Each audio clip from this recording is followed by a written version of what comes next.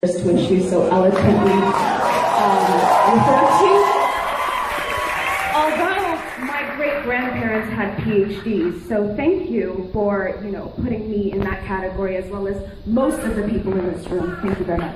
My question to you is, when you say just drop nukes and daisy cutters and all this bullshit on people who live, people who are on this planet, human beings, what makes you different? What differentiates you from ISIS and Daesh and Wahhabism and all this?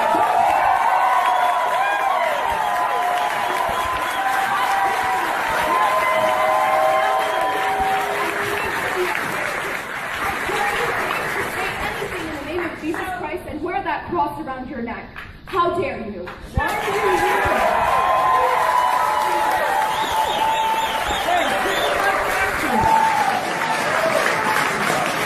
Why are you in this country if your culture's so hot? By the Soviets. That's why. Because my grandfather was a political science PhD from Indiana University who came to this country for an education, and when he went back, he was assassinated. That's why. That sounds like a really rotten culture, one that would assassinate a other Soviet leader. Hold on, guys.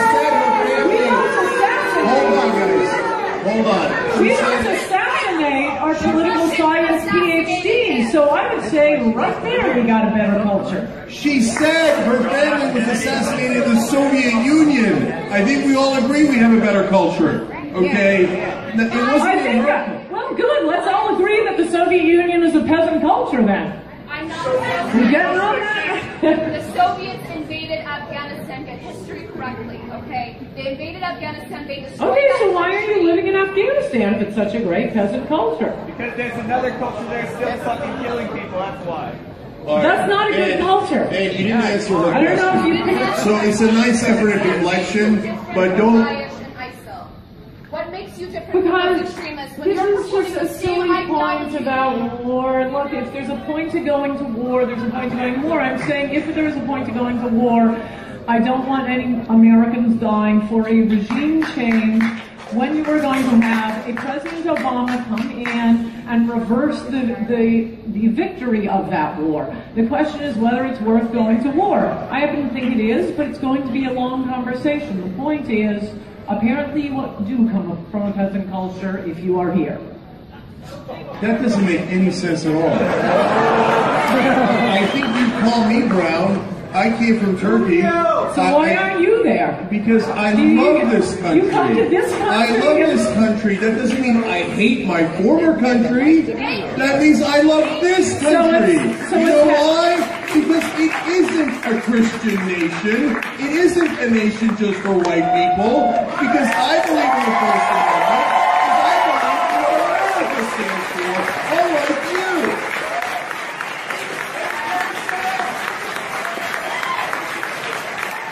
Well, it is a Christian nation. It's not a country just for white people, but it was a country created by white people. And the only way to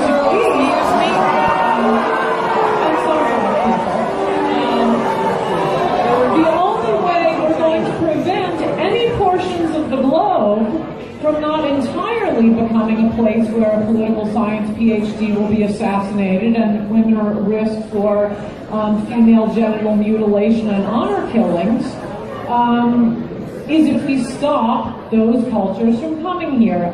The only way to stop mass migrations and refugees is for the entire world to be no different from any other place. And we'll all be living in Afghanistan, and who's going to suffer the most? The poor, the weak, women, children, plants, animals, and any victims of earthquakes, tsunamis, or Nazis. Without America out there, you just have a whole Coulter is here. The always controversial conservative author is out with a brand new book. She rails against liberals for always playing the victim game. She says the Democrats and liberals in the mainstream media are trying to destroy America. She's also claiming that after we canceled her appearance here yesterday, that we were banning her for life from the Today Show. So it's going to be fun talking to her in just a couple of minutes when Ann Coulter joins us live. All right, I'm getting out of here. No. Her latest book is Guilty: Liberal Victims and Their Assault on America. Ann, good morning. Nice to have you here. Good morning. It's great to be here. I want to talk about Burris in a second, but let me just get to this little controversy. You've been all over the blogs in the last day or so. We canceled your appearance here on Tuesday, and from what I've been reading, you thought you were banned for life from the show. Were you behind that report? No, I didn't say that. That was from a reliable news report that, by the way, has never had to retract a report on exploding GM trucks. But I do note that, like NBC. Do you think, though, that much was made of this, and maybe you helped fan the fire here a little bit to make a controversy? No, I don't think I'd be sitting here now if it hadn't been a headline on Drudge. But let's get to the book, because I do want to talk about the book. But we've had you on so many times in the past. After every book, you've always been invited back. Why would you all of a sudden be banned? Why? I don't know. I mean, that's not for me to answer what your motives are. We traded you out for Tony Blair yesterday. And I think that's a pretty good switch. Well, you had more than Tony Blair on for 4 hours. Yeah, right. But you were in your slot where you were supposed to be yesterday morning was Tony Blair. And Rachel Maddow and various gossip columnists and a bear. Afterward. The point is, I was canceled twice, and it wasn't until the Drudge Report ran a headline on its own reporting, and the Drudge Report has never had to retract a report. You know, the book is called Guilty, Ann Coulter. I'm glad you're back. Oh, so am I. Thank you. It's good nice to be to see you again. All right, we are going to, by the way, you're not banned for life, obviously, okay? Your next book comes out. Thank you. I'm sure delighted to hear that. You'll be sitting right here. The Simpson verdict was a great thing for America. Please welcome the very controversial Miss Ann Coulter. Ann. All right.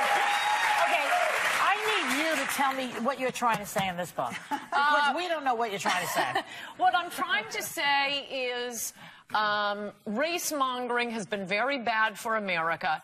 Liberals use it to promote causes that have nothing to do with blacks and, in fact, harm blacks. And that excellent lead-in you just gave about O.J., I mean, I think that was the moment, having lived near New York City in the 70s and 80s, which was the golden era. It was like Trayvon Martin and Duke lacrosse case every day. With the O.J. verdict, white America said, that's it, the white guilt bank is shut down, and that ended up being the best thing that ever happened to black Americans. What are you talking about? I meant that no longer... Being acquitted was good for who? Yes, because you had millions of white people watching with the equivalent of what in New York we used to refer to as the Brooklyn juries, who simply would not convict even guilty black criminals, not innocent black criminals. Hold up, Ms. Coulter. Please stop. Please stop.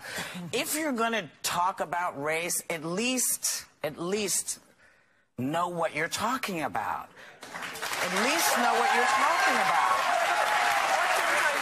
Well, tell me how much you know about being black. Well, this isn't about being black. Well, but you just said, you just made all these statements about how black people feel. Tell me how you know that. Yeah, you did. This is not a book about black people. It is a book about white liberals. And I do know, and this is a fact, that once for years, Republican policies on crime and welfare, for example, were called racist. When they finally got implemented, after the O.J. verdict, I might add, by crime Giuliani in New York, Reagan and Bush judges overall, tens of thousands of black lives were saved. That is a fact. I don't have to know about being black, but I know because your facts are just a little shaky. I mean, you're saying that because black people, because liberals are what? Because liberals have abandoned black people now because.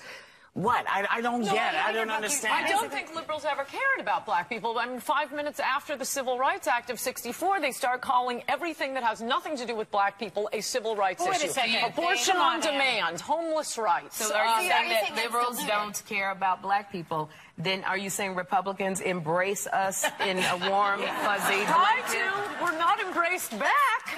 But yeah, we tried to. So wait a minute. So the Southern strategy was a white liberal thing? No, it was a Republican thing. No. And also, Newt Gingrich calls President Obama the food stamp president. That's not racist? Chapter. Wait a second. Do you really think that was? Do you believe it was racist for Newt to say that the president is a food stamp president? Well, he wouldn't say it that way. I'm not a big fan of Newt, so we could just skip that for a second and get to the Southern strategy. Yeah. Because I've specifically disproved it. It's an absolutely liberal folklore.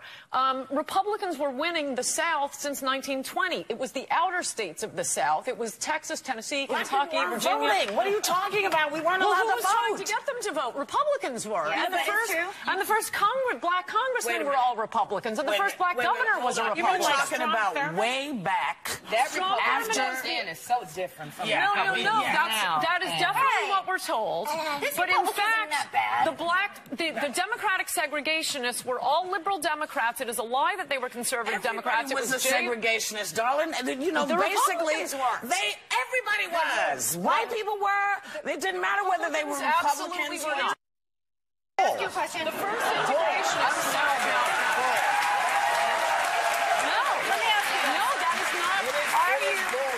Just read chapter 14 in this book. The first Republicans to be elected in the South. Listen to my grandmother, who was there, who remembers what happened. Howard Baker, an aggressive integrationist, first Republican elected in Tennessee to the Senate. You have Winthrop Rockefeller, first Republican governor in But you know, I have a question Arkansas. about today. Integration. Let me ask you something about what's going on now. It seems to me... The Southern strategy is a lie. It seems to me that voter suppression is happening in areas where black people and Hispanics are, and it really is being promoted by the Republicans, not the Democrats. So in my view, and I have a different one from you, it looks as though the Republicans are really going against blacks, not the liberals. No, and this is a perfect example.